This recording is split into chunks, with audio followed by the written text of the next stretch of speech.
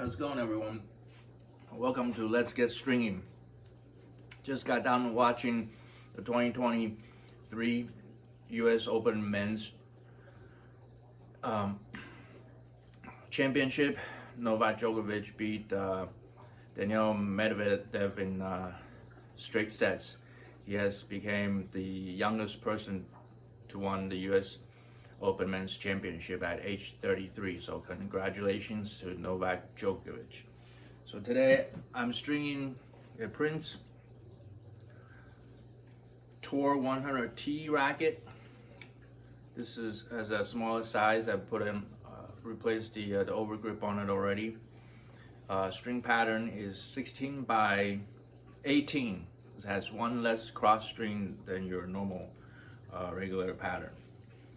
And the string of choice is Luxilon Natural Gut 1.25 millimeter gauge.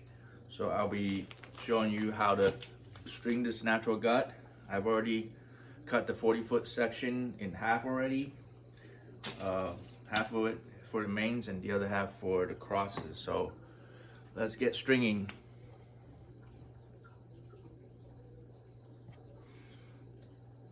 Okay, that should do. I'll mount this with the P logo up.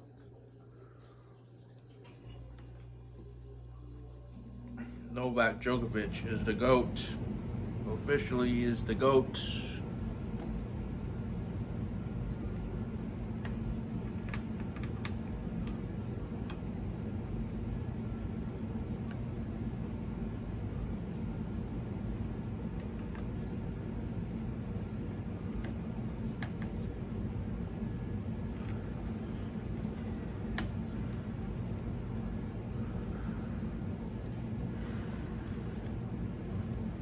Okay, that's tight. We're doing 58 pounds full bed using 10% pre-stretch. Okay. One thing about handling the natural gut string is that you got to be very careful to unravel it from its when it's coiled up. I spent a few minutes to carefully pull all the one coil after another out without kinking it, because anytime you kink the natural gut string, that gives it a chance to unravel itself, because it's the way it's put together. It's wind up in a certain direction. So once you kink it, it opens up. And when that does happen, you want to make sure that you don't fight it. Just kind of work with it without unraveling it some more. So luckily it hasn't happened to me yet, because I took my time to carefully sort through the string. This racket has 6 grommet holes on the throat, so I start from the throat and strung toward the head. So I've used the Wilson Natural Gut and as well as the Babla VS Natural Gut before, and I want to say that I remember them being easier to kink and then open it up compared to the Luxilon Natural Gut. So far I'm liking it so far.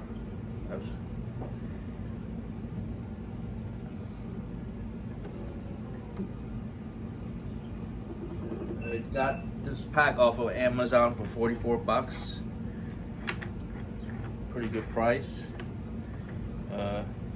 It's the junior that's the kid that uses this racket.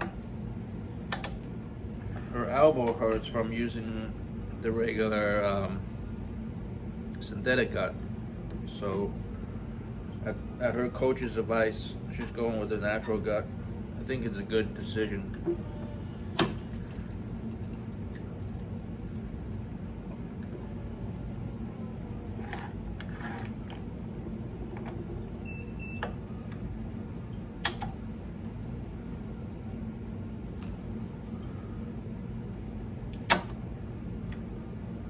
As you can see, natural gut has a lot of stretch, so I kind of monitor what the tension is being read before I clamp it off.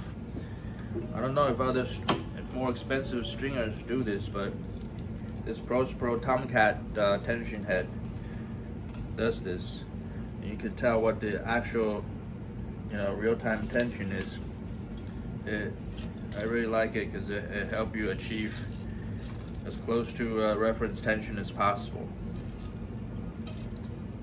So you can see as I'm pulling through with my left hand, I'm guiding it also with my right hand to make sure that it doesn't twist or kink in an unwanted way.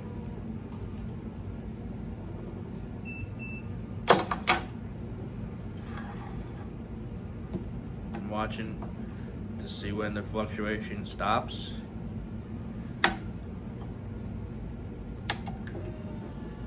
Because the way that constant pull works is that once it's being pulled, instantaneously the string begin to stretch,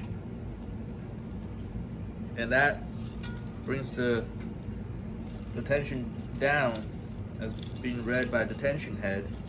So the electronic board is programmed in the feedback loop. Once it senses that, it pulls some more, steps up the tension some more, and it'll go in the feedback loop like that until finally the tension comes to equilibrium or stabilization, whatever you want to call it.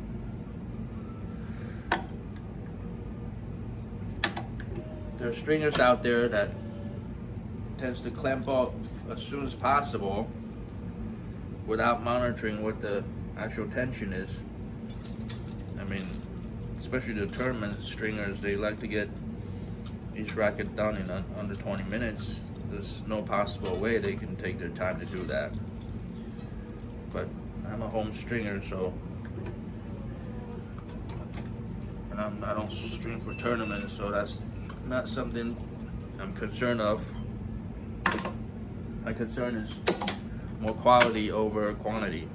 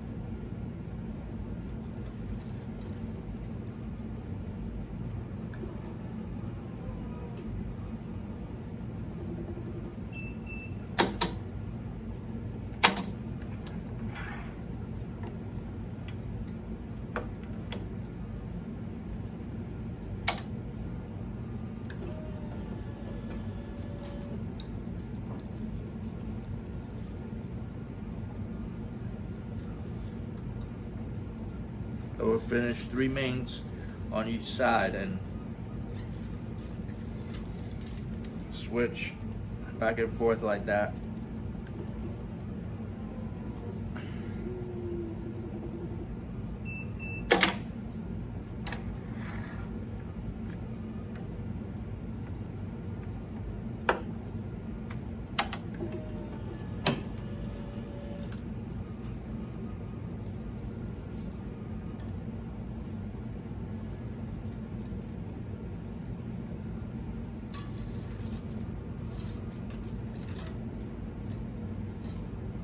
Once I've finished the 3 on the right side, I'll go back to the left side again.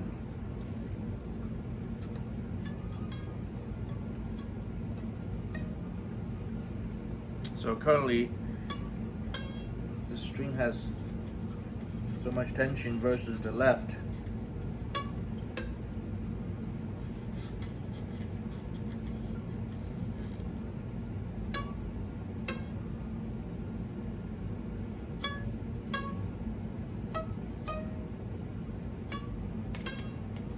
I try to stretch it out with my hand a little bit.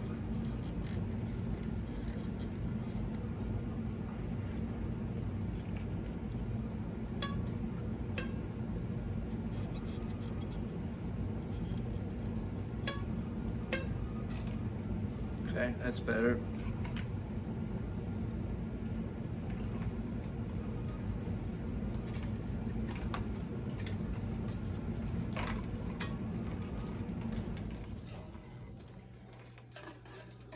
It should equal each other out after it's been hit for a while.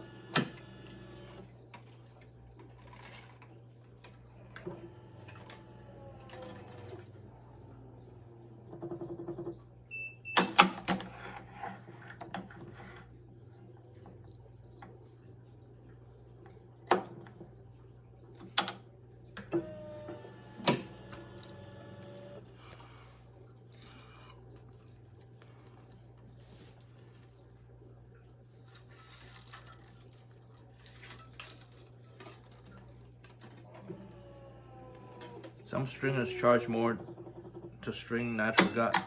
I mean, I personally think that it's justified. In the future, I might decide to do that as well, because really, extra time and extra effort needs to be taken in order to ensure a proper string job is done with natural gut. And once you're using it, you want to make sure to keep it dry. Don't keep it in the back seat of your car, because once it faces any moisture, it's done. It's completely done. Tension will drop.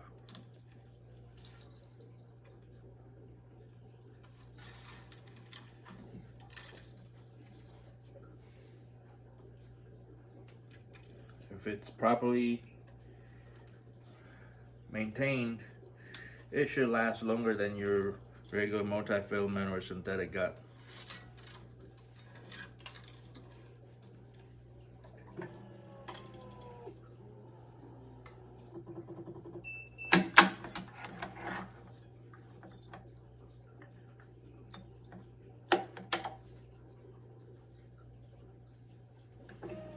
This is the 7th string, and then we're skipping the 8th grommet hole on the head and the throat area. So we're string through the 9th grommet hole for the last string. Give it 10% extra tie-off tension.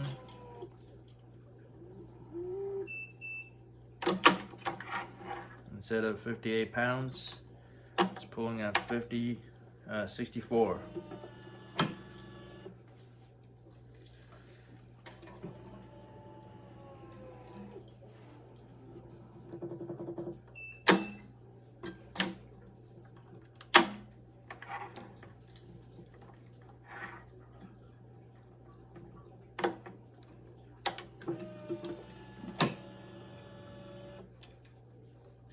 Same thing, skipping a grommet hole, top and bottom.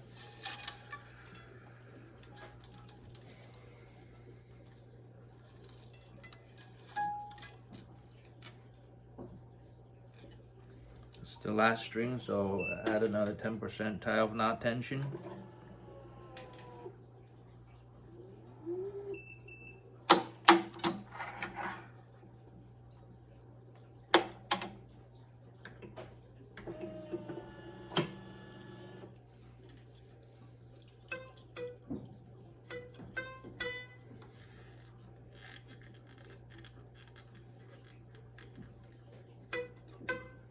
Good.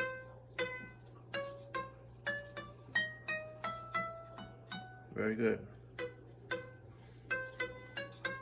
I got both of these first set of main strings equalized.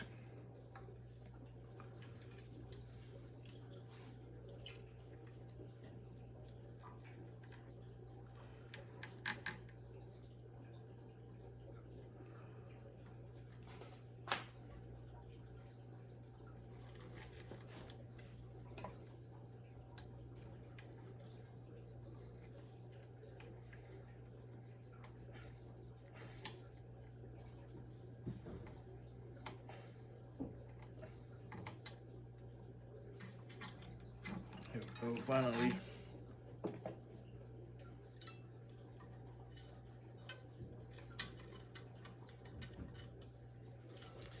I will do a Wilson Pro knot with this.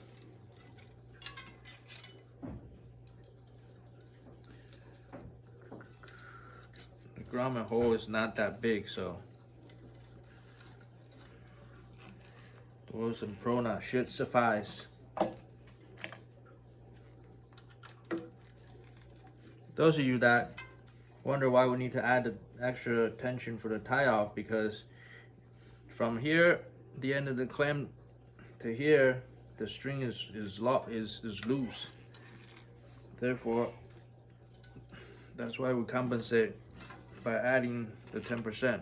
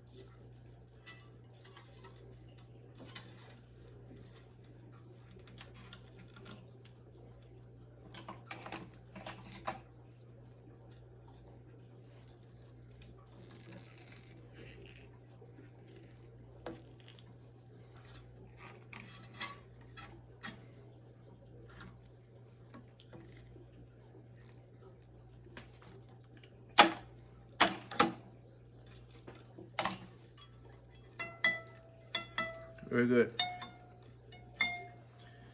Okay, as you can see on this string, there's a green symbol that's marked. I find that it's an indication for natural gut, especially in hybrid cuts, hybrid packs. I've seen that symbol. Some brands will even stamp a cow symbol on it.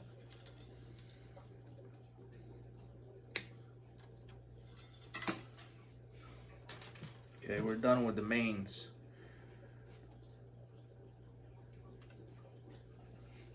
Okay, we'll start with the crosses now.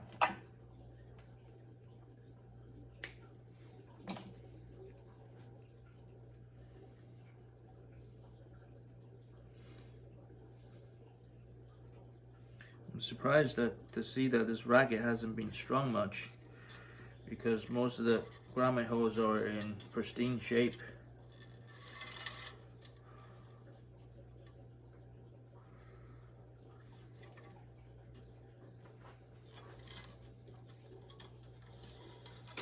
I learned from Ron Yu that when pulling natural gut, it helps to pull in this V-shaped fashion. You pull the one edge of the V on one side before pulling the other side. This way it'll reduce the most amount of friction.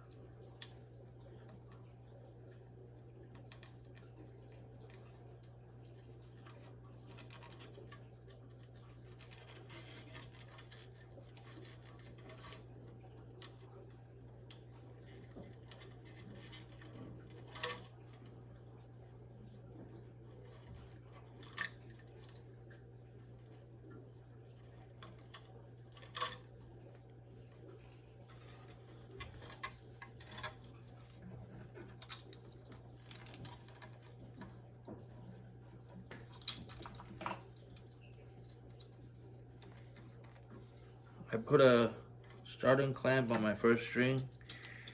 I don't pull the tension on that until when I actually go to tie it off. Before I tie it off, instead I pull the tension on this second string to start off.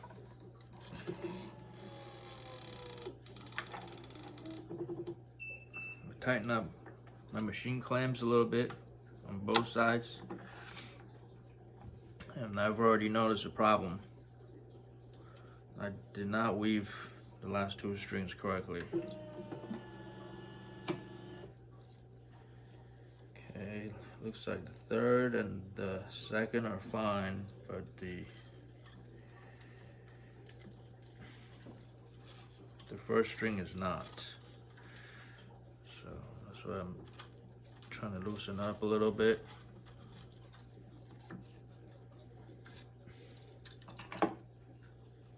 Where did I go wrong? I went wrong from the very beginning.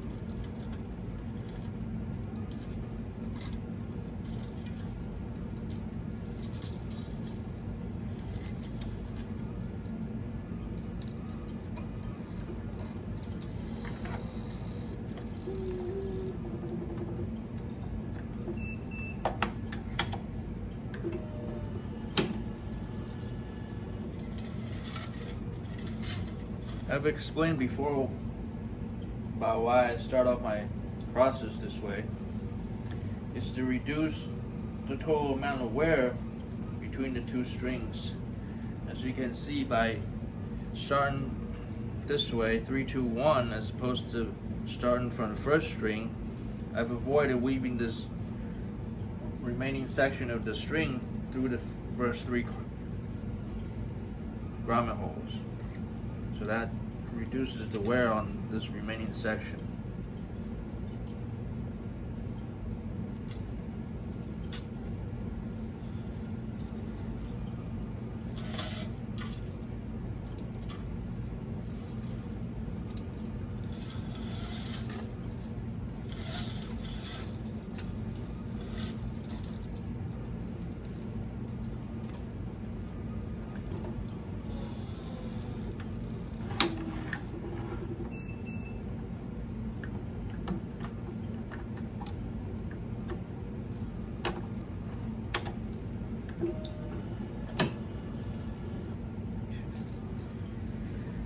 This clamp is still a little loose, so I'm gonna adjust it.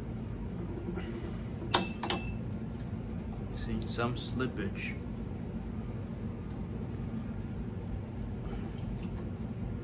So I just made it a little tighter.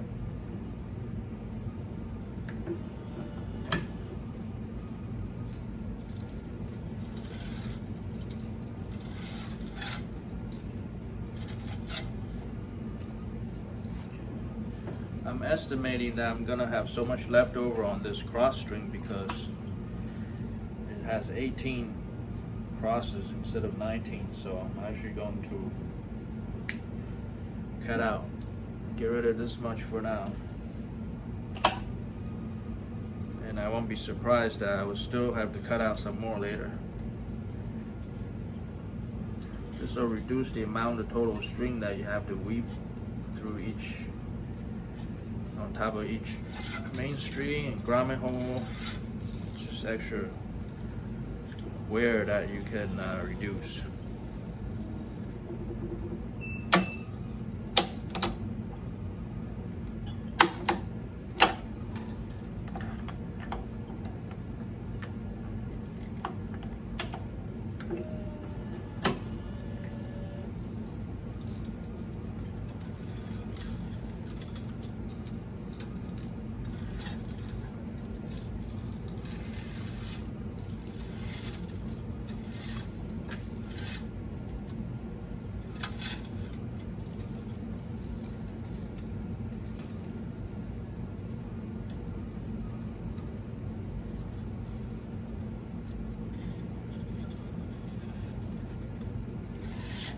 actually pretty easy to wave through, I guess.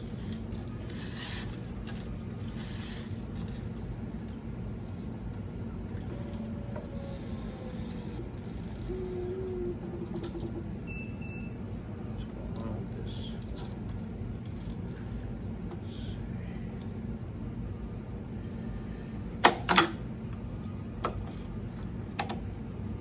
I'm seeing that I'm crossing this string a little bit, so I'm gonna have to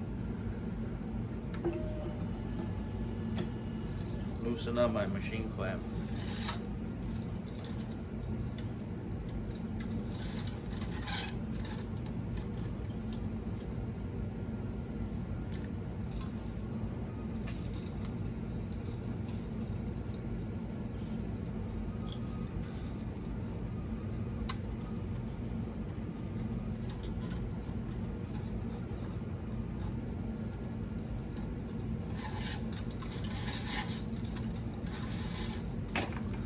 Go ahead and pull the tension on the first string and tie it off.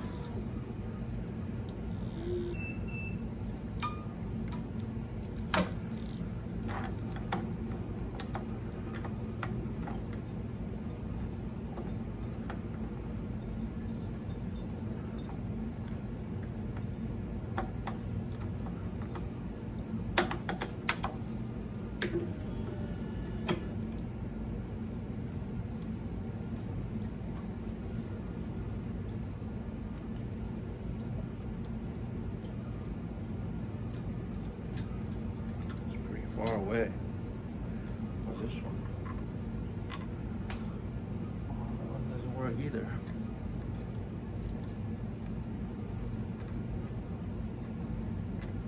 Tie it off on this one.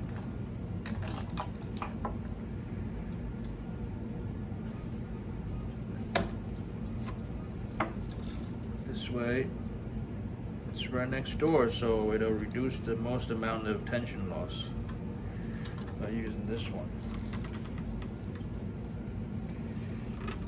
Come on now.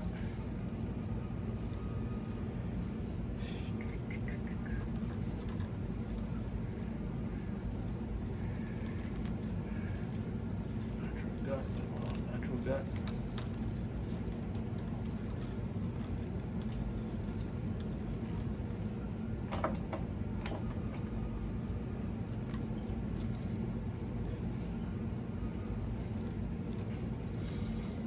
One thing to remember is that when you're tying off knots, it's important not to pull on it with too much force, because natural gut, believe it or not, can actually break off on you. How do I know?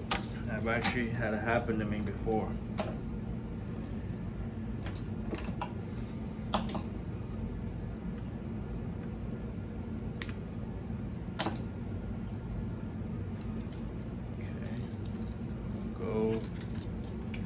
This string right away.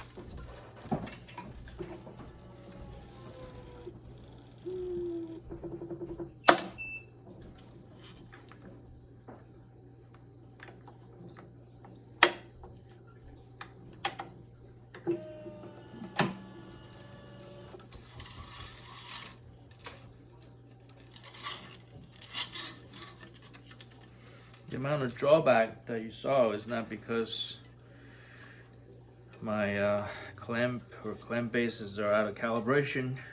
They're actually adjusted pretty tight. What I think it's because it's the nature of the dimensions and the design. Actually, I should say it's the size of these clamp arms. They're too thin. Therefore, when you have the amount of force that's pulling on it, it has some flex. Whereas if you have a thicker and more robust arm that's used on some machines, it will withstand the force better and will not bend on you.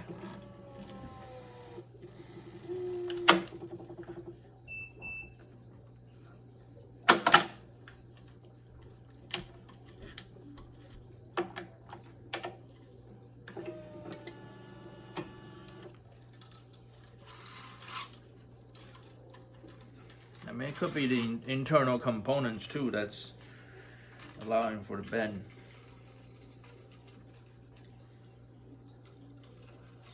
After all, the amount of drawback that's encountered over here should be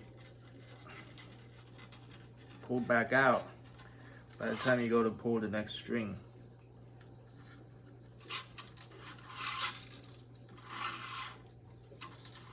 So let me demonstrate. When I'm pulling this string, watch this drawback trying to close itself off. See how that just moved back about 1 centimeter. It won't move all the way back, but I didn't clamp all the way to the edge of the frame either. Because if I had to do that, I would have had to make the main strings move out of the way. And that's not a good method.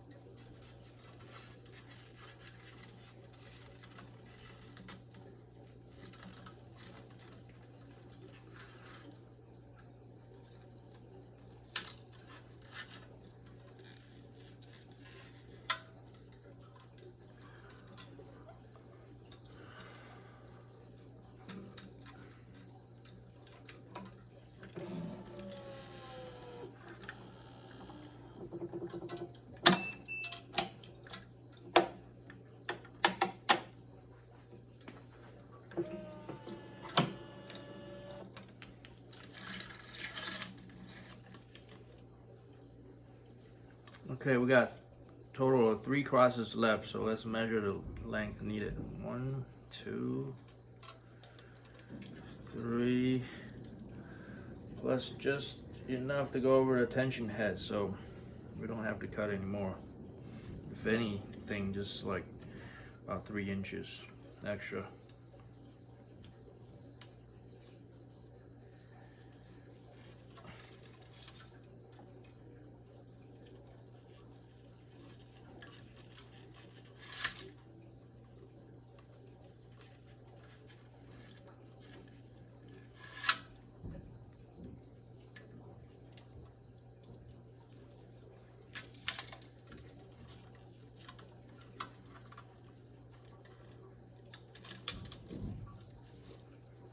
See how the string once it got kinked, it was trying to open up.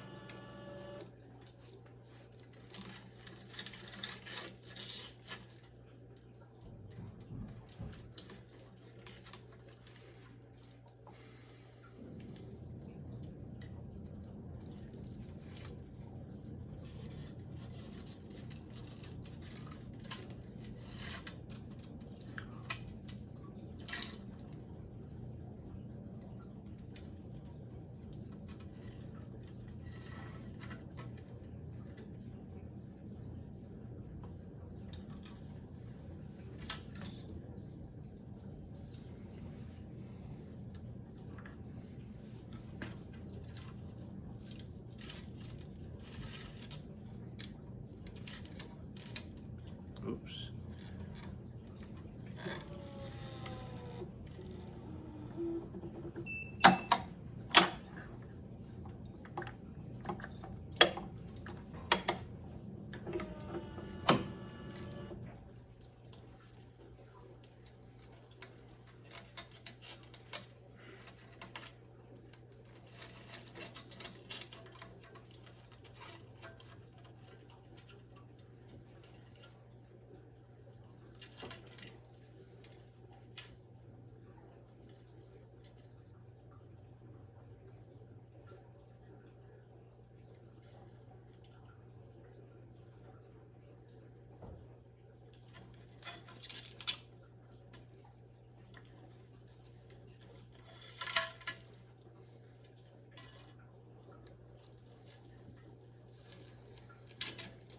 Okay, I won't be pre-weaving the next one.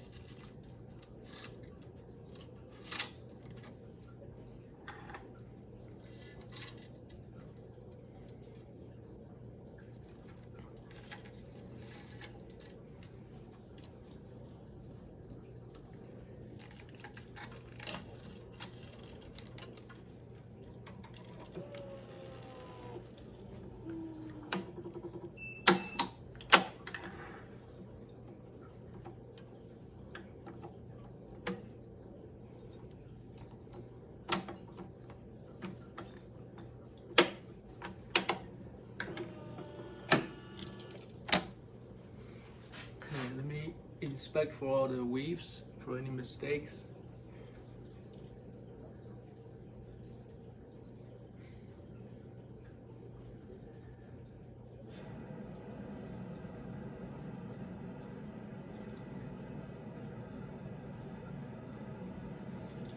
Everything looks good.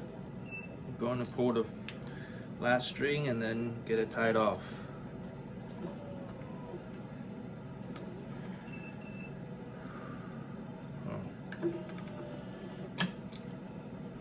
guess I already put it.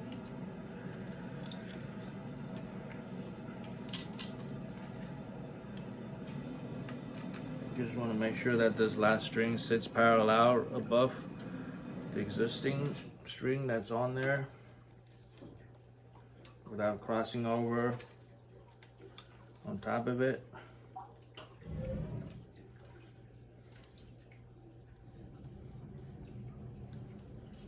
Come on.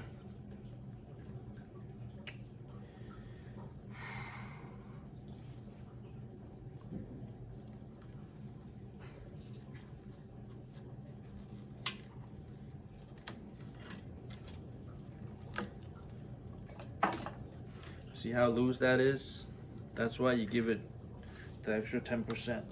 So you go forward, backwards, pull some of that out.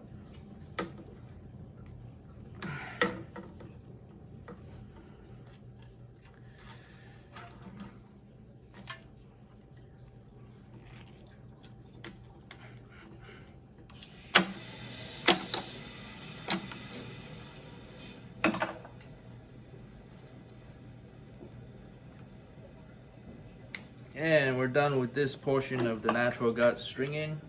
Since this video is already over 40-some minutes, so I'll cut it short right here. Now, if you're interested, I'll make another video about this offset owl that I made DIY using an existing screwdriver. So if you're interested, I will be sure to check out that video. Thank you very much.